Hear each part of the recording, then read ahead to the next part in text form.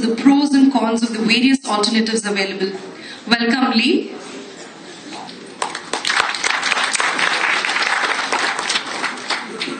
Thank you very much, and good morning. It's very heartening to see the level of interest around here for mobile. Can you hear? Is the microphone on? Testing. Okay, we've got sound. Good.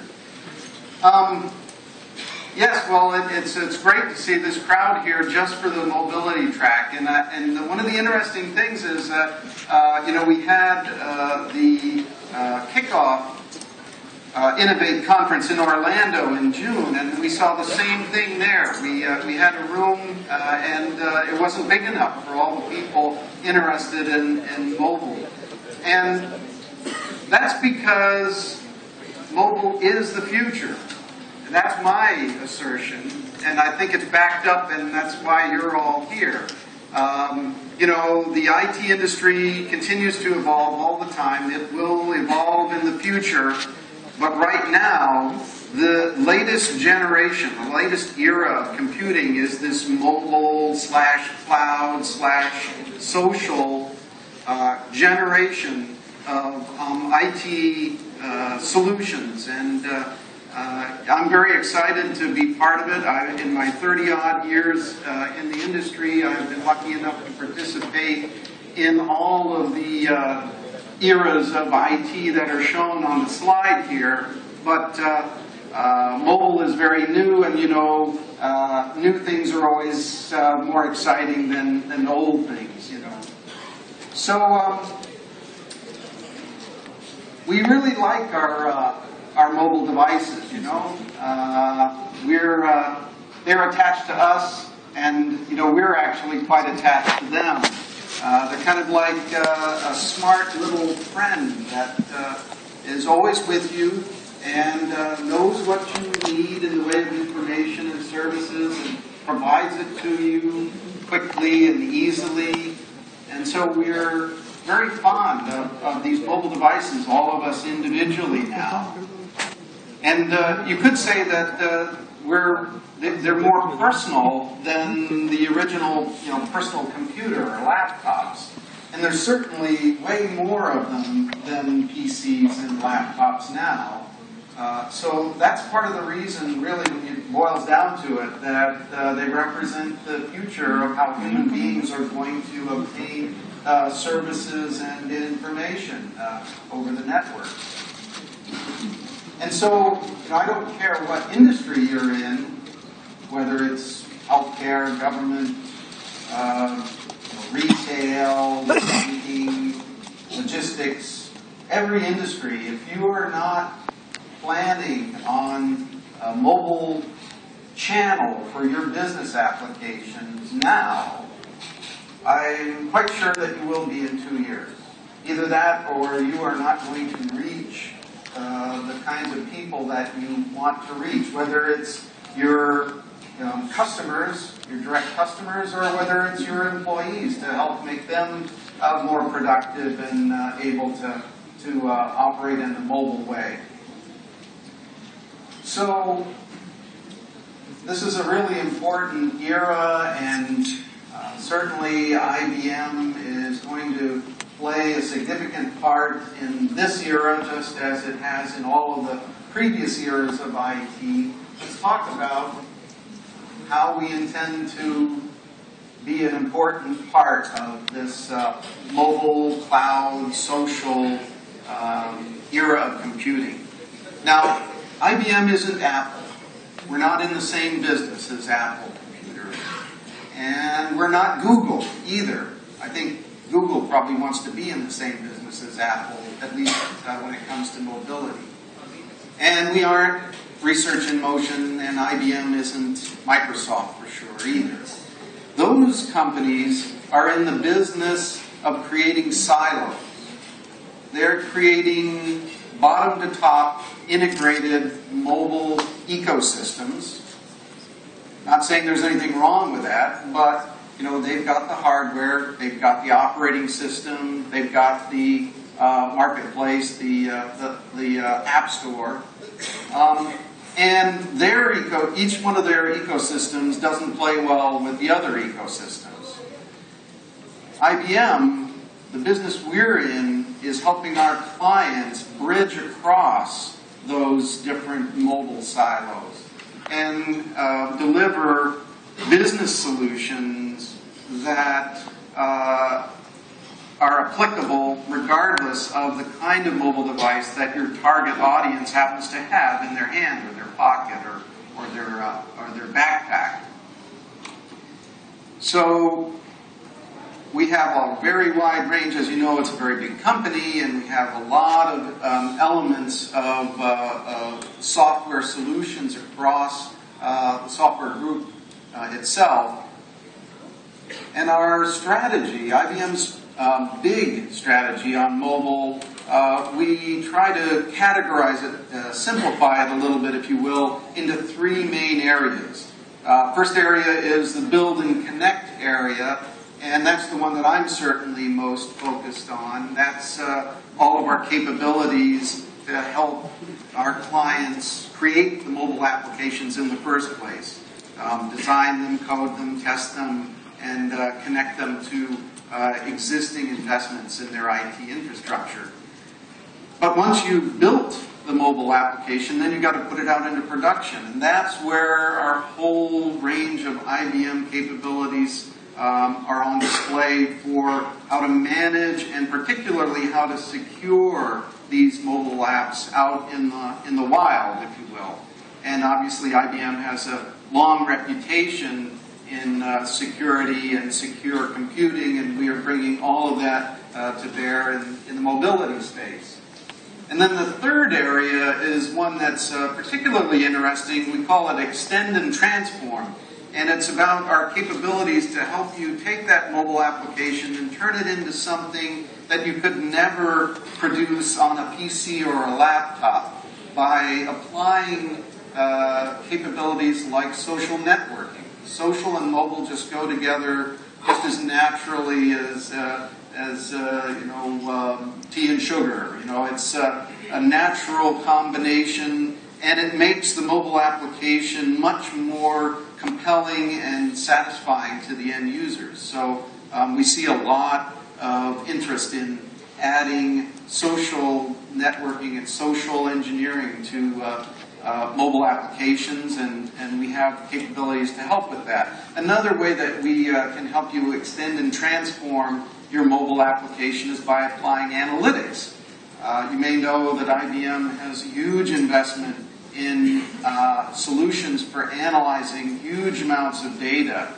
And that comes into play for mobile especially because there are all of those end users with those mobile devices hopefully interacting with your mobile application, and each one of those interactions of an end user with your mobile application produces some amount of data. And then when you take all of that data in aggregate across hundreds of thousands or hopefully millions of end users for your mobile app, you have a huge amount of data that you have to sift through and come up with some intelligent understanding or insights from.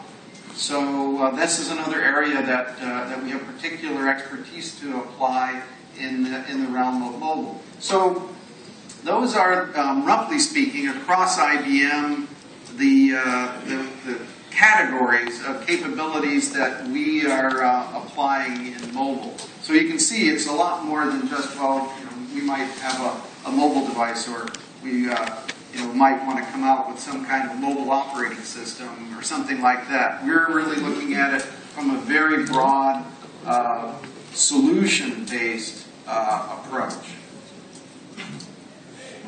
So one of the examples of how we have a unique value is in the build and connect space that I inhabit.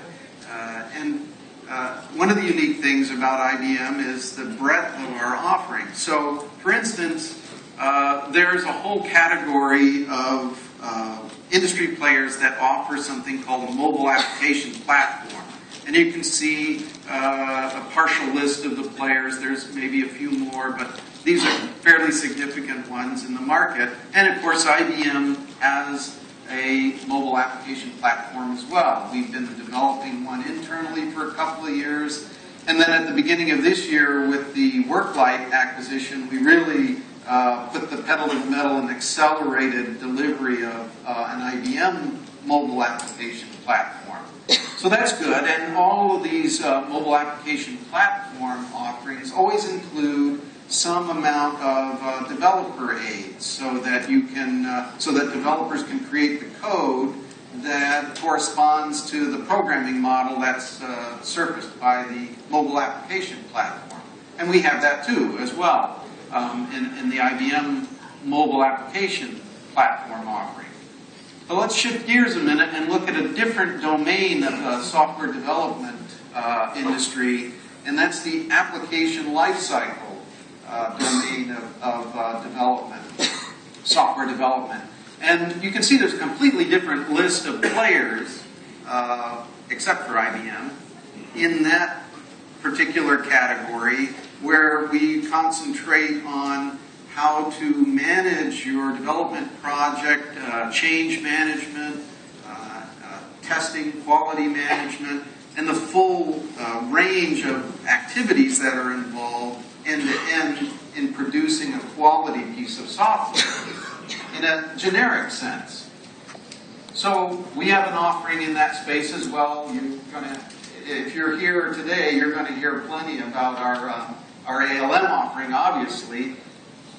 But the unique thing about IBM is what we've done is integrated our ALM offering with our mobile application platform code construction tools. And this gives us a unique strength in the marketplace at the moment, that the ALM vendors don't have a mobile code construction solution, and the mobile application platform vendors don't have an ALM solution. So that's one of the interesting things to consider when you're looking for a partner in your mobile application development project. So over the last several years, I've been talking with customers, with our clients that are kind of leading edge, developing their own mobile applications, and learning from them about what kinds of challenges they face and that they'd like our help to solve. And a lot of what I heard back and is shown on this chart is also validated by the industry analysts like Forrester, IDC, and Gartner. So pretty sure that if you are involved or about to be involved in a mobile application development project, you're going to face, to one degree or another, all of these 4 different challenges or pain points that you'll have to have a solution for. Now, at least this isn't an exhaustive list. There's other additional challenges, obviously. Software development isn't easy. But these are common ones that seem to be a high priority. They kind of bubble to the top of the priority list. And every project seems to face them.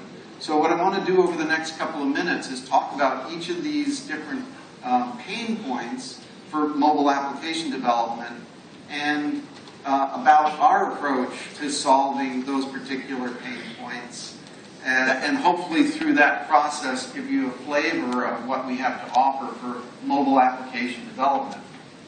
So the first pain point is the fact that the mobile market is fragmented into those silos that I was talking about a few minutes ago. And unlike sometimes when you have an employee-facing application, or at least in the past it was the case that you could mandate what kind of mobile device and mobile operating system your employees were going to use if they were going to use your enterprise business application.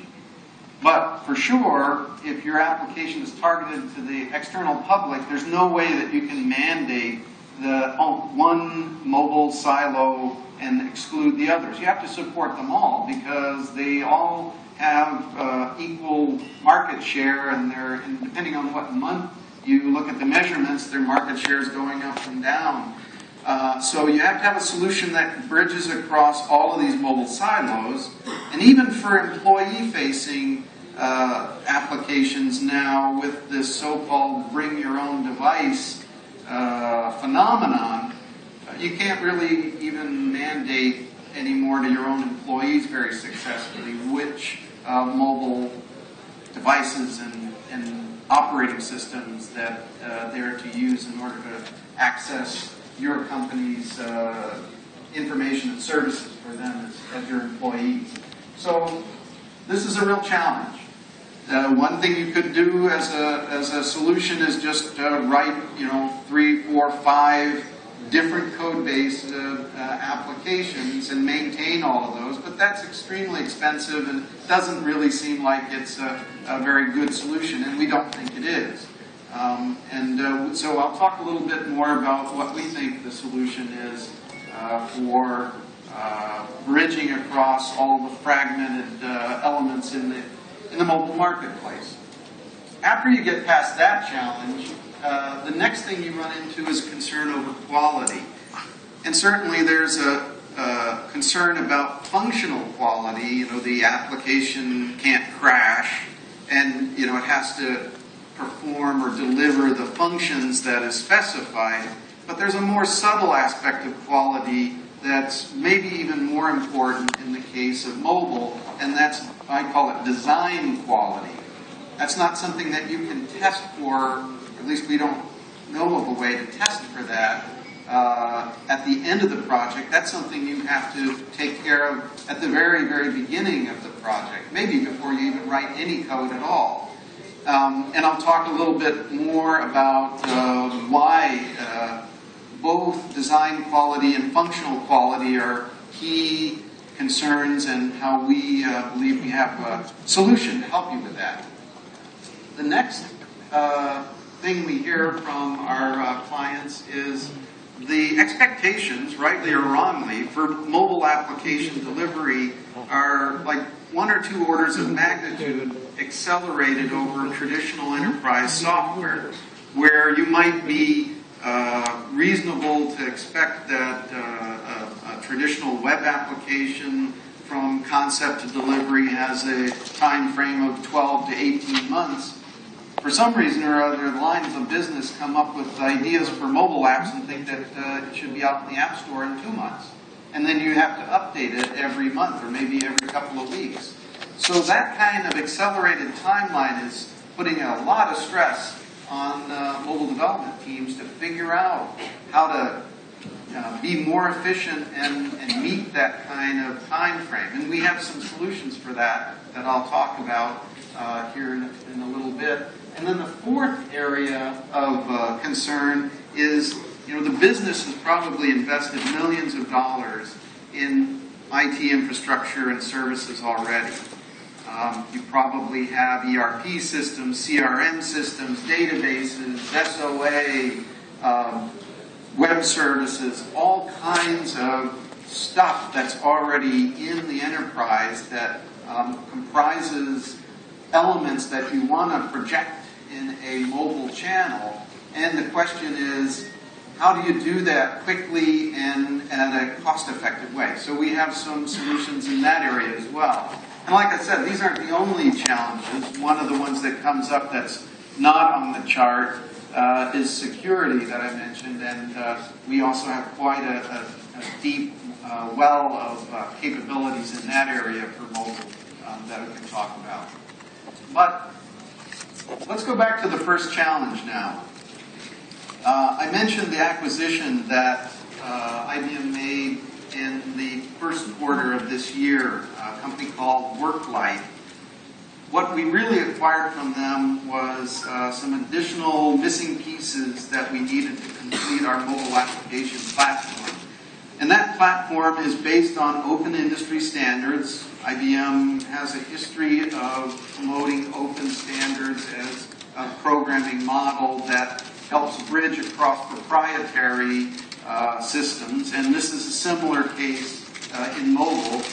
In this case, the industry standard is HTML5 and JavaScript and web programming models. Now, I'm not saying that these are only web-based applications delivered from a server. You can write an application using HTML5 and JavaScript and burn that application into a natively installable mobile application that you put in an app store, and no one externally is going to be able to tell the difference between a mobile app developed using that approach and one that is developed, written in Objective-C or Android Dalvik Java. The only difference that you'll know from a development perspective is that you saved a lot of money because you were able to write the application for the most part once in one implementation and support it using that same code base across all of these different mobile platforms. So that is the elevator pitch, if you will, for our solution to bridge across the fragmented mobile marketplace. Now, our development solution majors in that what I would call a hybrid approach, but our tool supports pure web mobile application development as well as pure native. So we don't exclude those other kinds of code development. And in fact, in some cases, you might want to do 80% of your cross-platform mobile application using industry standards like HTML5, but you might need a small amount of native customization just for some pizzazz or some particular performance-critical area of the app. And what we are able to help you do is actually mix the two together. So you don't have to go either or. You can actually use a combination of these implementation techniques to produce the best mobile application. And in a similar way, in the industry today, there's a whole series of what I call GUI, graphical user interface widget libraries. IBM has a big investment in one that's an open source project called Dojo. And we think that that's really good. The majority of our own products are implemented using that as the user interface. But we know from talking to our customers and paying attention to the industry that there's a ton of jQuery development going on, particularly in the mobile space. So our solution doesn't prescribe to you that you have to use Dojo. If you choose to use one of the other widget libraries, we still can support that, and you can still use our solution to create the mobile application. And the same goes for another library that's very popular, maybe not quite as popular as jQuery, but it's Sencha Touch. So we can support that as well. So it's a very open, standards-based development solution that really allows you to quickly produce at a minimum cost and a maximum code reuse the code, the implementation for your mobile app. And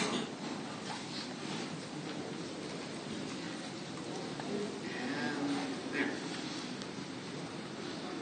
This is interesting.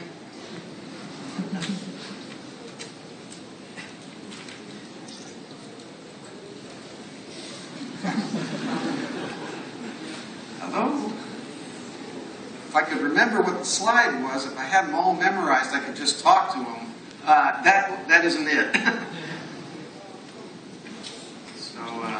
But I usually have to see at least the slide before I can, remember what comes next. Sorry about that.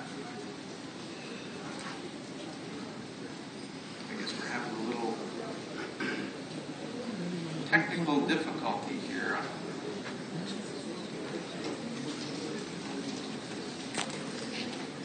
Well, let's see if I can just remember what the slide is from memory. All right, so the second challenge, there's probably more on the first one, but the second challenge that I mentioned was design and functional quality concerns. And let's talk a little bit about design quality and why that's so important. Well, that's not the next slide either, but it's at least something. So let's go back here.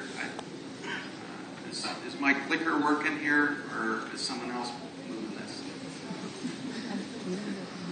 All right, it looks like maybe my clicker is working here. yes, there was something else I wanted to mention in the first challenge. So what I talked about for the last couple of minutes was all about how we have a tools and solution and a strategy for implementing the code for your mobile application. And a lot of times that's the first thing that people focus on in a mobile project. How am I going to implement this? How am I going to create the code for it? Don't necessarily think that's the right first thing, but it seems to be a common first thing to focus on, but is by far from the only thing that's involved, especially in an enterprise class, high quality solution. There are a lot of other elements to the project, and in fact, you may not be the one, the company or the organization that's implementing the mobile application. You may outsource the implementation, but you still have responsibility for the business results of whatever you get back, and you still have an extreme vested interest in being able to communicate to whoever it is, whether it's your own internal development organization or some external development organization. You need to communicate the requirements, the specification, the desired solution that this mobile application is supposed to deliver, and then hopefully before you get back the results, you should have a set of test cases that validate exactly that specification for what that mobile application is supposed to do. This is another area in Rational that we put a lot of focus on, is the requirements elaboration, application specification, and so forth. I'll talk a little bit more about that, but one of the key elements there is the ability to link those requirement information with the associated test cases and test information, so that you get that visibility at a moment's notice. Regardless of who's doing the development, you can tell where you're at in the project and whether you're on track to getting the mobile application that you as the business owner of it expect. So coding is important. Somebody's going to code it. We hope they use our tools, but even if they don't, we still have a solution to offer organizations that want a mobile application and are looking for that. So now we can talk about design quality and functional quality. I mentioned earlier how connected we all are to these mobile devices. And part of the reason for that, part of the credit for that really does have to go to Apple Computer, because they raised the bar on the concept of the design for not just the whole ecosystem, but the applications as well. And end users' expectations now are that the mobile application will perform well, it will be intuitive, and of course it'll function properly. And if you don't deliver a mobile app that meets that design criteria, that usability criteria, it's very likely the end user will just delete it, or worse, they'll go into the App Store and give you a 1-star rating and say, your application is garbage. And that can ruin your whole company reputation, because these mobile applications, when you put them out in the App Store, they represent the face of your business. They are your front lobby now, where people come in to your enterprise and engage with it and look to form a relationship with you as an enterprise, as a business. And if what you give them is awkward and not usable, then that's the impression they're going to get of your business. So it's even more important to get the design and the usability right for these mobile applications than it has been for some kinds of software in the past. When it's done right, you can establish a really good, tight relationship with your audience. When it's done wrong, you actually turn them off and send them away. Now, the way to solve that problem or address that need is not to try and test for it at the end of the development cycle, but instead to make the investment up front and early, even before you write the code, in the design, the definition of what this mobile application is supposed to look like in a rough sense, how it's supposed to flow through the activity that it's delivering to the end user, what kinds of interaction, what kinds of input you're going to expect from the end user.